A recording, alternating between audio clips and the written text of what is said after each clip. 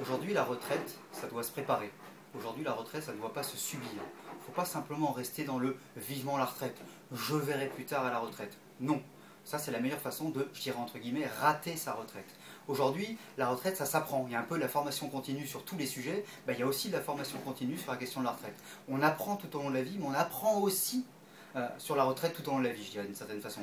Donc les salariés à la deuxième mi-temps professionnelle doivent commencer aussi à se poser des questions sur leur carrière de retraité. Carrière de retraité, c'est une carrière d'engagé social en quelque sorte, c'est une carrière d'actif social, puis c'est aussi une carrière où on se pose des questions de revenus, et puis c'est aussi une carrière où on se pose des questions en termes de prévention santé, en termes de comportement autour des problématiques de la santé. Donc, je crois que c'est important qu'il y ait des formations, et je crois que c'est important que, par exemple, l'ESG propose un type de formation continue sur la préparation à la retraite.